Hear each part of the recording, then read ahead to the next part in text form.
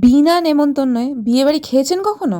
আসলে আমারও এই প্রথমবার, তাই তোমাদেরকে আগে জিজ্ঞেস করে নিচ্ছি। তো আজকে গিয়েছিলাম একটা বিয়ে বাড়িতে, বাড়ির কাছেই। আর বিনা নেমন্তন্নয় কেন বলছি সেটা হলো, এরা দুজনে মিলে আমাকে ধরে নিয়ে গেছে যে চলো আমাদের সাথে বিয়ে বাড়ি যাবে আজকে বিনা নেমন্তন্নয় খেতে। না মানে খাওয়া দাওয়ার ব্যাপার তো ঠিক না করা যায় না, তাই চলেই এলাম। তো গিয়েই প্রথমে যে কাজগুলো ছিল সেগুলো সেরে নিলাম, বউ দেখা, বর দেখা, আর তারপরে যে কাজের জন্য গিয়েছিলাম সেই কাজটা শুরু করে দিলাম। আর এখানে এত পরিমাণে ভিড় হয়েছিল, দুবার চেষ্টা করার পর তারপরে ফাইনালি সিট পেয়েছি। আর সিট পেয়ে তো নিজেকে রাজার মতো মনে হচ্ছিল। অনেক কিছু ছিল মেনুতে, যেগুলো আমি সব ভিডিও করতে পারিনি। তোমাদের যদি মেনু দেখার ইচ্ছে থাকে তোমরা পড়ে নিতে পারো।